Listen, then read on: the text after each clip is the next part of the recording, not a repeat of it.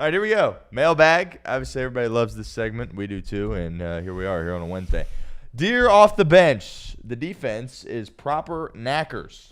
But I was tickled to see Myles Murphy play well against the dreadful Pittsburgh Steelers.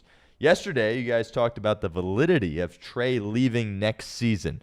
Do you have confidence in Murphy being a number one pass rusher? That comes in from E. Allen Poe. Ooh, Edgar Allan Poe, fan Yes. of the show. Yeah, And are you into his work, his poetry? I am not into. He's a poet, right? Yeah, No. poet, short stories. Okay, yeah. Which is, I mean, he's probably just doing it because he's a Ravens fan. Right, he has that famous piece called The Ravens. So, Right. yeah. He's from Baltimore. Right. So, yeah, that's probably just he's probably just checking out the division rivals. We're a big Bengals show. Here's what I'll say. You're going to check tape later with Joe Goodberry, or you're going to talk about the tape and everything like that. And Myles Murphy played probably the best game of his career, one of the best games of his career, no doubt, and looked to, in that first half, to get a lot of pressure on Aaron Rodgers. And you talked yesterday with Paul Dehner. We talked yesterday on the show about the validity of Trey Hendrickson coming back. It's a long shot, but I still think that it's probably their best option going into this offseason. To answer the question, do I think Myles Murphy can be a number one pass rusher? No. I don't. He's been in the league now. This is his third year. And he's played. We've seen spurts. We've seen a good game here. We've seen a good game there. We've seen him have a sack. We've seen him create pressure. But not at a consistent level enough to, all right, we're going to go into next year with Myles Murphy being our number one pass rusher, and that's what it's going to be, and I feel confident in that. Nowhere near that. No, I don't have any confidence that Myles Murphy can be the number one pass rusher. Do I feel good about him being a number two? Sure, I guess. But him being a number one pass rusher, I don't know how you can convince yourself of that one at this point in his career.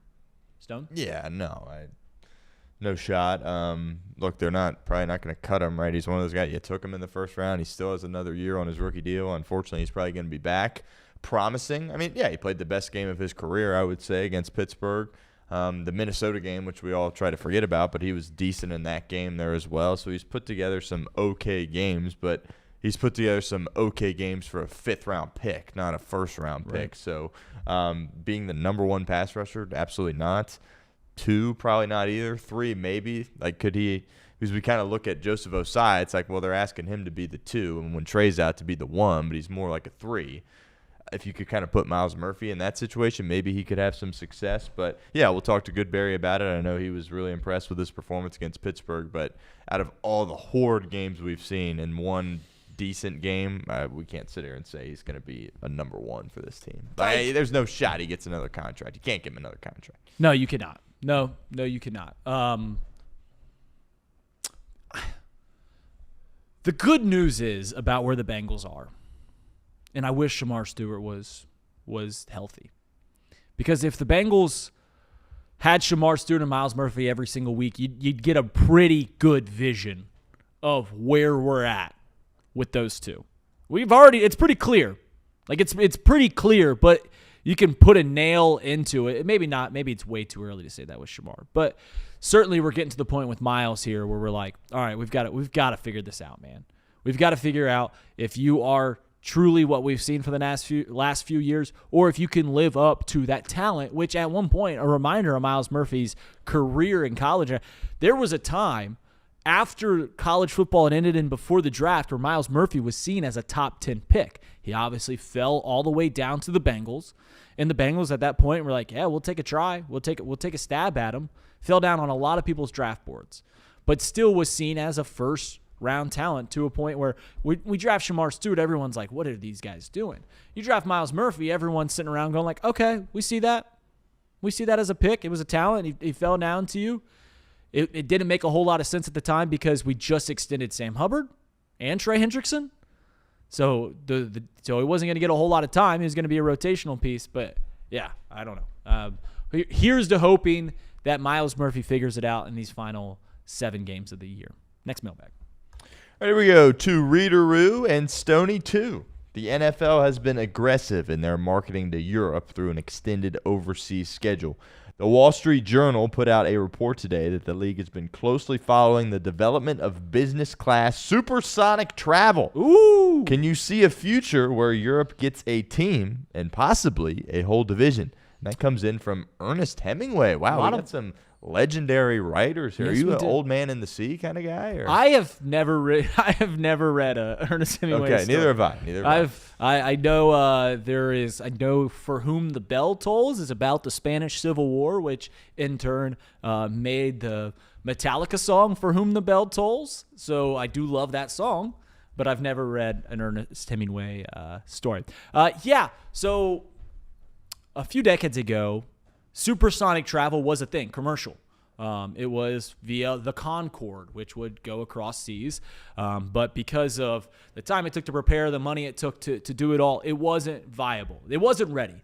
Supersonic travel was not ready at the time, even though the Concorde used to do this. Now it seems that we are getting closer and closer to once again having commercial supersonic travel.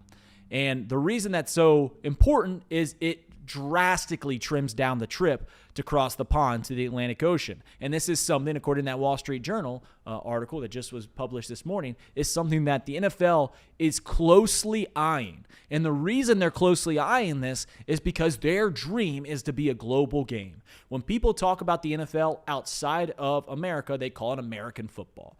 But it is the biggest brand here in America for a reason. It is the product is just so darn good that they believe that they can go overseas and start have NFL franchises over in Europe. That is their dream. And there's a reason why in the early 2000s they started the Euro NFL with the Berlin Blitz and the Dresden Fire, which I think that was the name, which in hindsight, I mean, feels a little insensitive. They want to have European games, and that's why we've extended the slate over in Europe. They play in Berlin. They play in London. They do this. They're trying to grow this brand globally. That's how this NFL can continue not only to be the biggest sports league here in America, but possibly the biggest in the world. Do I think that the NFL is going to have a European team? I think it's hard to deny it. And it poses some crazy logistic questions to where if they have one team over in London or Dublin or Paris or Berlin or wherever, you're talking about a time change of 6 hours, 7 hours, 8 hours, depending on where you are in Europe, to where if a team in your division's got to go over there every single year, they're going to welcome in 8 home games. They're going to 8 different teams or whatever it is. Yeah, 8 different teams every single year is going to have to, on a week's notice, get accustomed to that time zone and play. I don't know. And what about them? What about the team over there? They've got to travel over this way 9 times, 8 times every single season. And that's why they're looking so aggressively into supersonic travel, because it's just going to help with the logistics. You don't have a 12-hour flight, 10-hour flight. I don't know how long it's going to take to get over the pond with supersonic travel, but it's definitely going to cut down on it. And the thing that makes sense is not just to have one team. What if you had a whole division over there to where they play themselves and they don't have to worry about their interdivision games? That takes off half their schedule to where they can just stay over in their side of the world. And yeah, they have to come over here for half the games, but would make it a little more logistic. So my point in full is that yes, I don't know when, but there will be an NFL team overseas. There will be. Just will. And B, I do believe that if they do one team over there, they're going to do a whole division. Stone, I don't know if you thought too much about this topic. How likely do you think the NFL gets a team across the pond? Seems like it's definitely trending in that direction. I agree with you. I think at some point there will be a team that resides overseas. Personally, I hate it. I don't like it whatsoever. I think they're doing too much games overseas. I think you don't like the morning game? 2 or 3 times a year, not like all the time like they're doing right now. Okay. So, and a lot of times it takes away from the 1 o'clock window. I remember growing up, the 1 o'clock window was awesome. Like, Sunday night was great, Monday night was great, but you had bangers in the 1 o'clock window. Sometimes nowadays you have a 1 o'clock window stinker. And then if you only have 3 games in the 4 o'clock window and 2 of those stink or all 3 of those stink, that's not good either. And I think it's kind of, when I look at the NFL, just as a fan, not as a Bengals fan, this year, I mean, it's been one of the worst years, I think, as far as entertainment goes. And I think it's only going to get worse if you have teams overseas. I get trying to grow the game. The NFL, they make a ton of money. They're super popular everywhere regardless. I get it. It's all, you can make more money. It's all about making more money. I understand that. I agree with you. I think it's probably heading in that direction. But, yeah, I don't like it. I don't like it whatsoever. Put a team up in Canada, right? You want to put one in Toronto, that's fine. But let's not go across the pond here. What about down in Mexico City? Yeah, that's fine too. That's fine too. Just same time zone. Still a long travel. That's still long travel down to Mexico City. Yeah. And if they go down to Mexico City, can you imagine the kicking records that would go down there? They are obviously when baseball goes there, the ball just flies out of the park because it's much higher in elevation than even Denver. The kicking records down there in Mexico City would be absolutely. I understand people not wanting that. I like the 9 a.m. game, except for when my team plays it. I don't appreciate it when the Bengals play it. I like waking up and there's football on the tube. But it seems inevitable that they're going to put a team over there and maybe a whole division. So I guess I'm just embracing it at this point because it seems futile to argue against it because it seems like that's going to happen. So you might as well embrace it. And I hope that if they do expand, it is a full expansion into another division. And we go to 36 teams.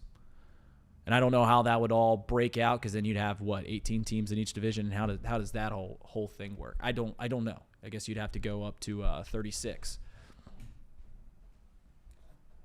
Or 40 or I don't know how the expansion would work. But I digress. Next mailbag question. All right. To whom it may concern, there was no greater buzz around a head coach at any level than Lane Kiffin. I'll keep my question simple. Where do you think he is coaching next year? And this comes in from Samuel Clemens. I mean, we got all these famous old-time writers, what about Mark Twain? Mark Twain, big fan of Huckleberry Finn? Yeah, well, not that one. Here's the thing. You are more inclined with college football than I am. I very much make myself known. But Lane Kiffin is the hottest commodity. Right? He's the Florida Gators want him. LSU wants him. The New York Giants want him. I think he is the betting favorite to be the next head coach of the Florida Gators. I think he's also at this point the betting favorite, or he's the second betting favorite to be the head coach of the New York Giants. My personal opinion is thus. I think he's going to stay in college football. I think there was a time where the reason that you would get into the NFL is one of two reasons. One is that you've done everything you can do at college.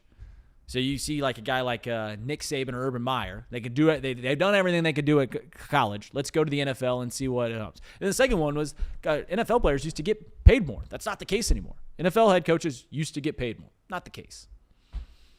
And I don't know. I've said on this show before, I don't know how much longer these guaranteed contracts to where you have a $70 million buyout of the contract.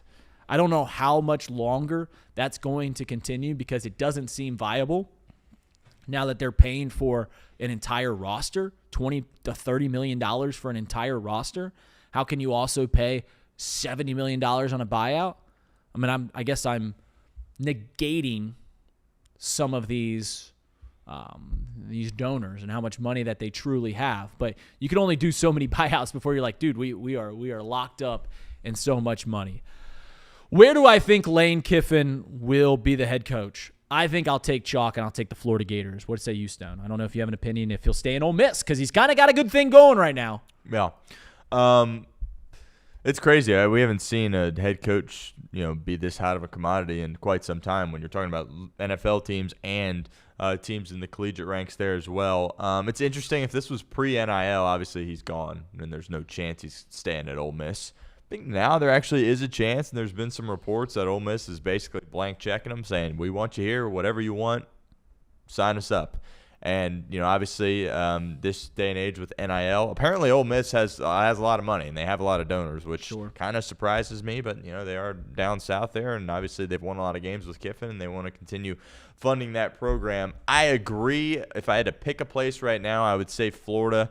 He was a big Spurrier guy. Spurrier's a big guy, and, his career, a guy that he's looked up to for a long time. I think he would love to go to Florida. I think the question he's going to ask himself is, do I think I can win a title here at Ole Miss? And based on the reporting with all the NIL, I think you kind of could. And it's definitely going out on a limb a little bit. Look, he could stay at Ole Miss in Oxford, Mississippi. Doesn't have the pressure of having to win a nice national title. Like, if he just wins 9-10 games a year, they'll build a statue for him in Oxford, Mississippi. And that's a pretty good life. But also, Kiffin, he's a very competitive guy, has been for a long time. He's only 50 years of age. I think he would like to try to have a big-time job. Personally, I would like the Florida job over the LSU job. From a recruiting standpoint, maybe it's a little bit more difficult, but you got the governor kind of getting involved with LSU there. That's kind of a whole mess. I wouldn't want to sign up for that whatsoever. And Brian Kelly won a lot of games at LSU, and they ran his butt out of town. So it'll be interesting. I think at some point he will have interest in dipping his toe back into the NFL waters. I don't think it is at this point. Obviously, he was in the NFL at one point with the Raiders, kind of a disaster there. I think he would like to try it again, but he's, like I said, only 50 years of age. I think Florida probably makes the most sense. Ride that out, try to win a natty there, and then maybe perhaps tackle the NFL. It's interesting because one thing that you touched on that I've brought up as admittedly a Xavier fan is for forever. Like when Chris Mack went to Louisville, the reason he leaves Xavier to go to Louisville is because he had a chance to win a national championship at Louisville. Obviously didn't happen. And I remember talking to my dad about this, that the grass isn't always greener. You can stay, I remember saying this about Chris Mack, you can stay at Xavier for life. And as long as you make a Sweet 16 every 4 years, 3-4 years, and you're constantly viable, we're cool with it. We're good with it. At Ole Miss, I think, obviously, it's been elevated a bit. But as long as you have this team fighting for the college football playoff every single year, I think they're cool. Every once in a while, you'll have a team that is perfect, and you upset a team, and you get really far in the college football playoff, and you get really excited. Yeah, you need that. But you go to these other places where the expectation is a national championship, places like LSU, places like Florida. Maybe the expectation at Florida isn't that right now, but if he continues to do what he's done at Ole Miss, that expectation will rise up to, once again, all right, we want to be competing for a national championship, the way that Urban Meyer did. So, yeah, it's all about what do you want as a man? What do you want as a human being? Am I cool with cashing this blank check, doing this job in this town that loves me, and the expectations aren't, the pressure, the stress isn't ever going to exceed where I'm comfortable? And some people love that stress. Some people feed off it. It can tear you down, but it's also when you have money, when you're a handsome guy like Lane Kiffin, when you've been successful as a coach, sometimes the only thing that gets the blood flowing is that stress and that anxiety of, I have to do this or things are going to go bad. Sometimes you need the juice. You hear those stories about Phil Mickelson, and he's a world championship golfer, but he needed to put hundreds of thousands of dollars on practice rounds just to get some juice, just to feel alive. And I don't know if Lane Kiffin is like that. That was a former version of Lane Kiffin, but maybe not nowadays. But you just got to ask yourself. You got to look in the mirror and be like, all right, I'll have enough money to live comfortably, our kids to live comfortably, our grandkids to live comfortably if I stay here in Oxford, Mississippi. But is that what I want? Am I cool with just being the big fish here? Am I cool with, never being a perennial championship contender? A lot of things got to go right for me to win that championship. Am I cool with that?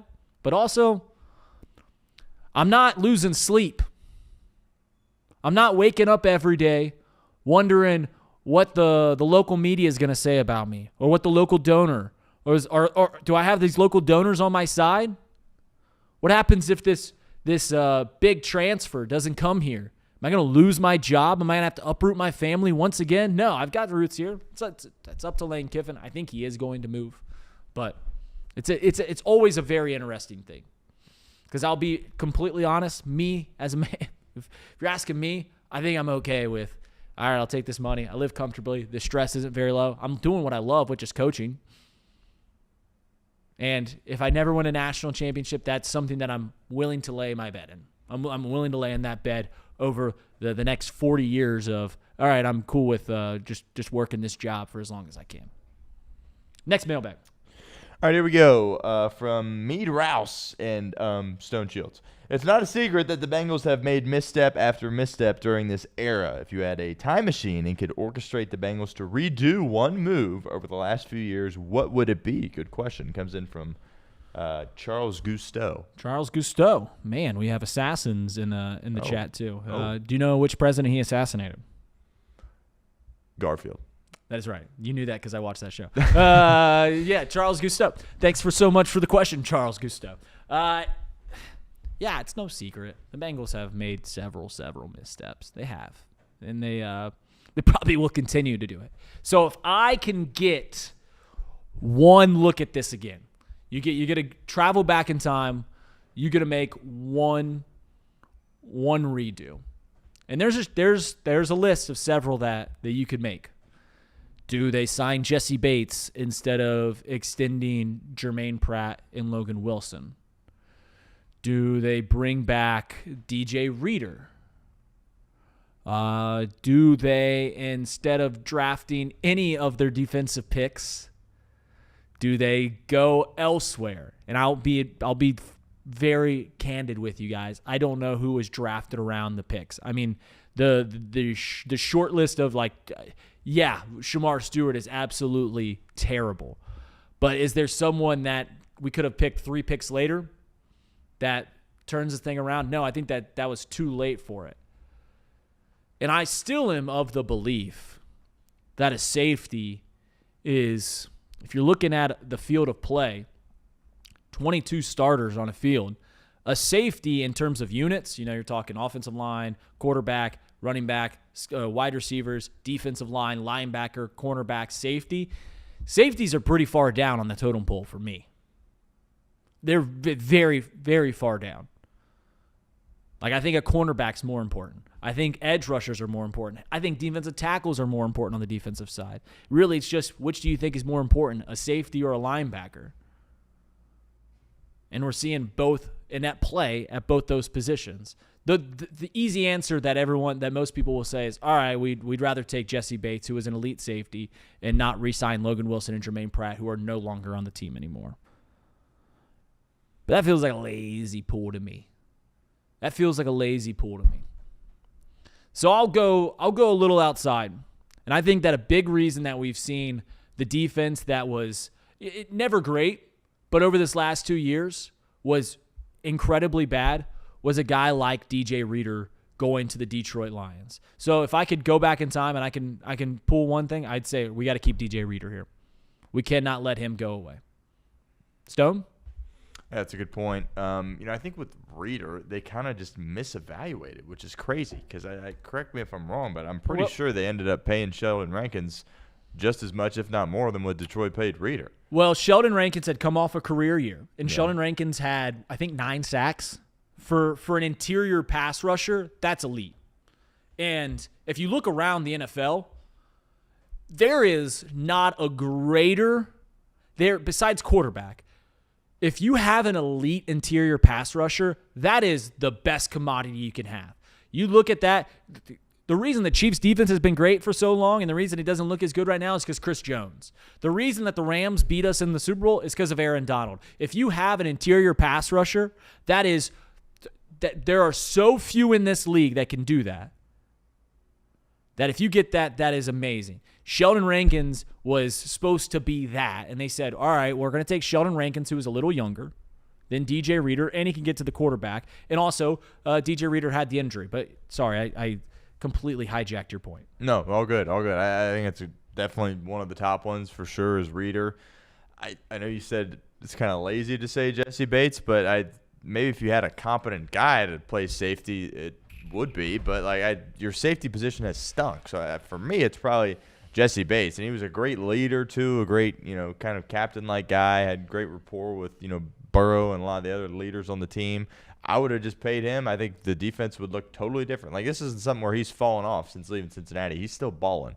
And obviously it's been several years. And the two other things, obviously, are the Shamar Stewart pick and, of course, the Myles Murphy pick. With Shamar Stewart, there's several guys. Malachi Starks, Gray Zabel, who's starting offensive lineman for the Seahawks. He's playing really well. I think he may have just got banged up, but he was having a really good year. Plenty of guys. Jahad Campbell, linebacker for the Eagles. He's been tremendous. Nolan Smith, by the way, was taken after he took Myles Murphy in the 23 draft. So I think those three would be at the top of that list. And when you miss in the first round consistently, you're going to have issues, right? I mean, when you're picking guys in the first round, you got to have quality guys that can at least start for you for 4 years. Do you necessarily have to give them a second contract? No, but they have to be starters that you can count on for 4 years. And the Bengals don't have that with Shamar Stewart and Myles Murphy. And at such a critical position, edge rusher, they're paying the price. Yeah, I'm looking at when it comes to edge rusher, and I said this, Shamar Stewart obviously is a terrible pick. Like, obviously, and they skipped over some great players. But it happened so recently that even if, we hit on that pick, I think we're still looking at a bleak outlook going forward on this team. So I'd have to go all the way back to the Myles Murphy draft. And I'm just looking around that draft, and we took Myles Murphy at 28. The very next pick was Brian Brees, who has 14 sacks as a defensive tackle, which is absolutely nothing to shake your head at. And then obviously in the second round, the Los Angeles Chargers took the D lineman from it's Thule. I'm not going to try and pronounce his last name, but do you know his last name? Thule. You want to take a stab at it? For who? The Chargers. Tui Pula. The Hawaiian name, the Pacific Islander name, but he was drafted in the second round that year, and he's had like 24 sacks. So yeah, there's several places to go. I think the biggest one is DJ Reader. Just passing on DJ Reader, and I get why they did it, but we are working with hindsight. We passed on DJ Reader because he was over 30, he was coming off a bad injury, and we just weren't in the business of paying for that. And now we have the benefit of hindsight. So, yeah, I think you bring back DJ Reader. And I think this defense, while its ceiling isn't massively higher, it is certainly better. The defense would play much better than it plays right now. Next mailbag. All right, here we go. Wow, this mailbag took a bit of a dark turn here. Reader and Stone, love the show. Okay, thanks. There have been reports that the Pirates are willing to commit large amounts of money this offseason. They were in on Naylor and appear to be in on Schwarber. 1, do you find any validity in these reports? And 2, what does it say about the Reds if they're outspent by the Buccos? From Sirhan. You know Sirhan? I do, yes. He killed a Kennedy, did he not? He did. Robert killed Bobby. I mean, I don't know who watches our show these days. Yeah. I don't know who watches these shows. But yeah. So reports came out that the Pirates are willing to spend, I think it's upwards of $40 million this offseason, committing that to adding on to their payroll, not just like long term. The biggest contract that the Pirates have done in the last decade is a 3-year, $39 million deal to Francisco Liriano about 9 years ago. 8 years ago when they were still vying. That was right after they won 99 games in 2015. There's been some reporting.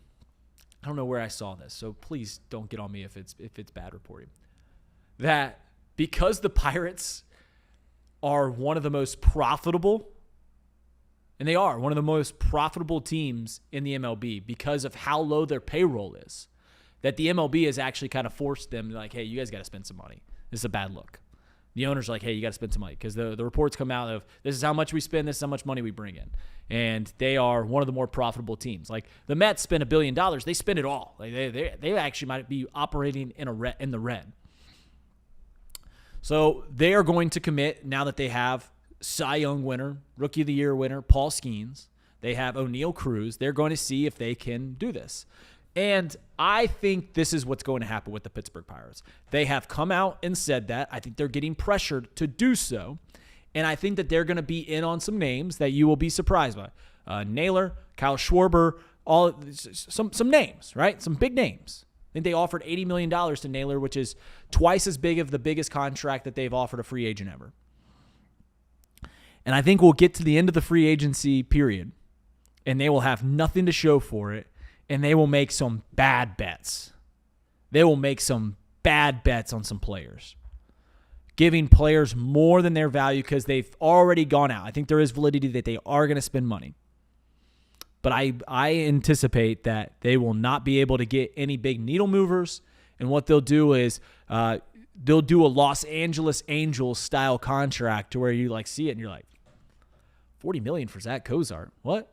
$35 million for 34-year-old Dexter Fowler? What are you talking about? Anthony Rendon, $260 million for a guy who doesn't even like to play the game? I think that we will see a Pirates-style signing at the end just so that they can appease the fans, just so that they can go, we are spending money. We did it. We committed to this money. We said we're going to commit to this money. And instead of pocketing it because the actual targets that they wanted didn't come through, they're going to make some bad bets, and it's going to actually set their franchise back. What does it say about the Reds? If they're getting outspent by the Buccos, I don't think it says a whole lot, to be honest. There will be a lot said.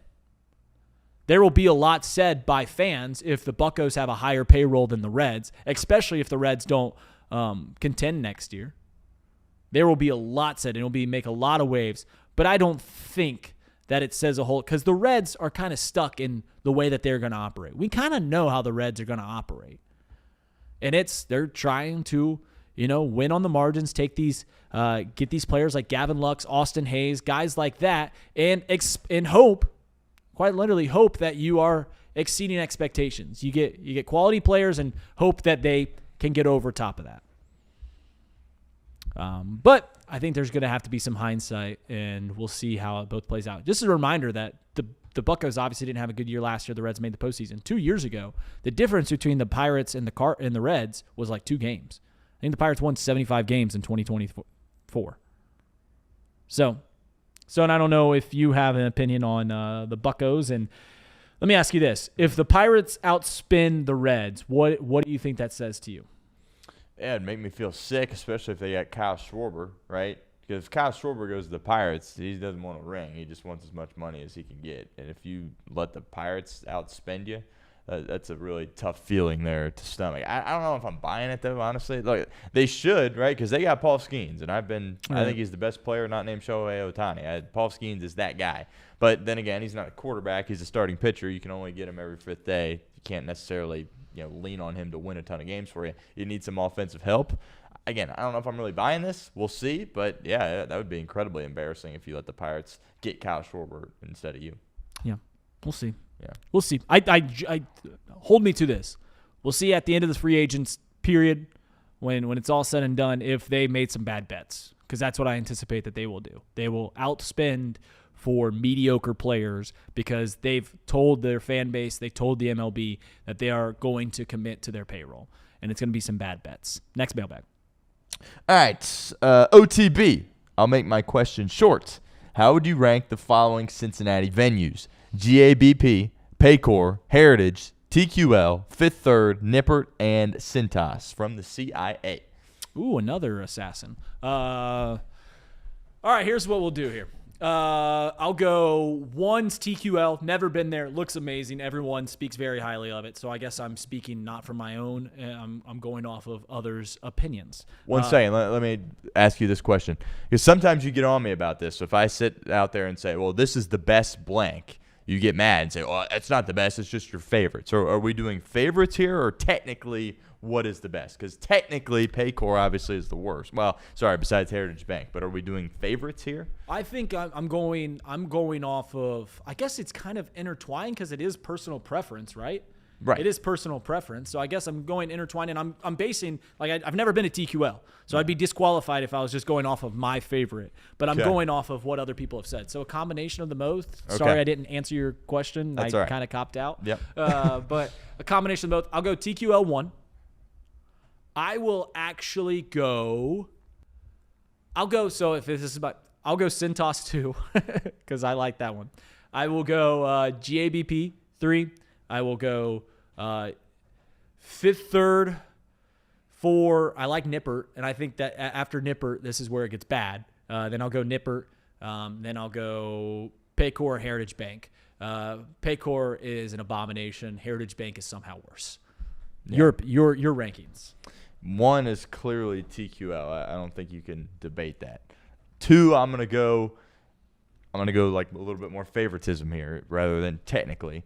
Favoritism would say GABP. Got a lot of great memories in the Reds ballpark. I love the smokestacks. I love everything about GABP. I've been to a couple. I haven't been to a ton of MLB parks, but I've enjoyed all of them. But I love me some GABP. So I got the Reds Stadium there at 2. At 3, to me, is clearly Fifth Third. The renovations there are incredible. Before the renovations, it was bad. But Correct. Yeah, it's nice. Absolutely. Totally different after the renovations. I think they did a great job there. It feels big, right? Because Big 12 basketball is big. It should feel big, and it does when you go to Fifth Third. I've got Fifth Third at 3. And now is where it gets tricky because obviously Paycor is a dump. But, again, I got good memories in Paycor. I've been in Paycor a bunch. I don't hate that. I was there for the playoff win against the Raiders. It was an awesome day, so I'm going to put Paycor there. And I understand it's probably the worst stadium in the NFL. It's not great, but, I'm going to put them next. So then we're down to Nippert, Cintas, and Heritage. I'm going to go with Nippert. I just like it's a smaller stadium, kind of, there's some history and tradition there that I like. When it fills out, it can get raucous, especially at night. So I got Nippert there. Cintas, I have second to last. I'm not a Xavier guy. I've been very open about that. Do have some good memories. I graduated high school at Cintas. Our basketball team lost to Moeller, I think, yes, at Cintas. That wasn't a good memory, so mixed emotions there. But technically, you would have Cintas higher, and then last, of course, Heritage Bank. But looking forward to being there Friday.